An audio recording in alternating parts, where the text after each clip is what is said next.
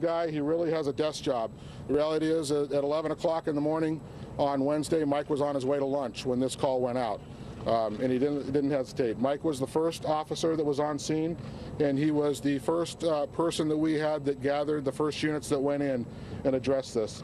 So I'm going to let Mike kind of tell the story of what they experienced firsthand, and then we'll take a few questions for Mike as soon as he's done. Thank you, sir. I guess I was just asked to come forward and talk a little bit about what it was that we saw and we experienced yesterday. And I'll tell you that it was something that, although we trained for it, it's something that you're never actually prepared for. When we got the call, I oversee dispatch. It's one of my functions and responsibilities with the police department.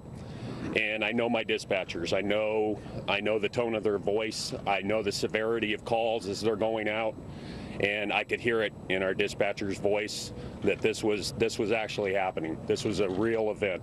And it was the event that, we have an active shooter, and we have an active shooter going on in our city. And I was nearby. I was less than a mile away, and I started coming this way.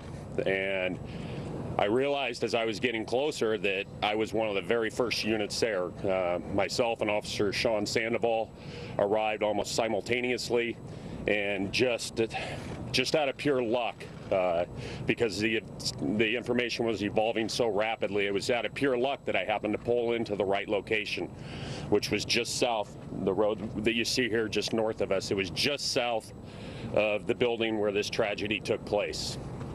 As I was looking and seeing all of the activity and trying to assess what was happening, I was informed that that was the location where this was happening, and I was asking for officers to respond as quickly as possible, because we had every belief at that time that we had people still actively being shot inside of the building.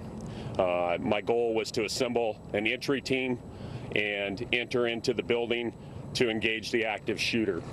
This mindset and this type of training became indoctrinated in us after the Columbine incident, and that was the goal, that we wanted to get in there and we wanted to stop any further innocent people from being injured and possibly killed.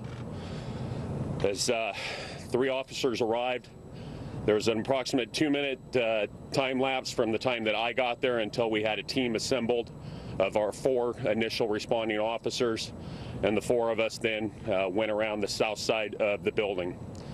As we made our way around to the east side, it was immediately evident that the reports that we were getting were 100% true.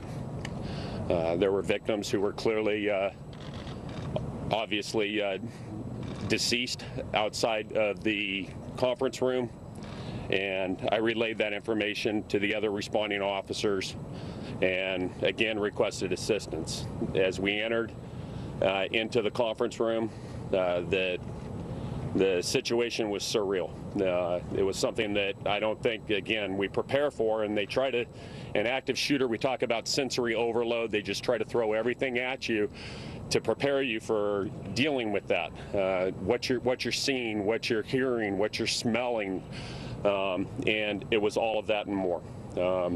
It was unspeakable, the carnage that we were seeing, the number of people who were injured and unfortunately already dead, and the pure panic on the face of those individuals that were still in need and needing to be safe. We got as many people out as quickly as we could. We had approximately, I estimated in talking with the other officers who were with me, probably 50 people responded past us and out the doors. And then we went further into the building, and that was a difficult choice to have to make as well, passing people that we knew were injured and needing assistance. But our goal at that time had to be trying to locate the shooters and deal with them before we could get further assistance in for those people in need of medical attention. I was very glad to see that in a very short period of time, we had a number of other responders that came in and were able to formulate tactical teams and then continue on with the search. And I was then able to pull back from the situation and go back into handling more of a supervisory role and allowing the other officers to continue with the remainder of the search. Does anybody have any questions? Did you think there was still an active shooter? What were you thinking about in terms of there might still be someone in the room? And my second question is, how are you doing personally? How are you handling this? First question there was, we absolutely believe that there was another shooter. We were told that there were as many as potentially 3 shooters, but again, we were getting information from multiple callers, and people weren't, clear as to exactly how many shooters we did or did not have. Some were seen potentially reporting double, suspects and things of that nature. So we were told that one of the suspects had possibly fled in the black vehicle prior to our arrival, but there were as many potentially as 2 more shooters inside. And when we entered, there was fresh gunpowder and the smell of gunpowder in the air, leading me to believe that there were in fact shooters still. You are trained for this, obviously, but when you talk to people who've gone through this, you've never been trained for whatever happens. You know, we've heard so much. How emotional was it for you? I mean, we're looking at you, it looks like there are tears in your eyes right now.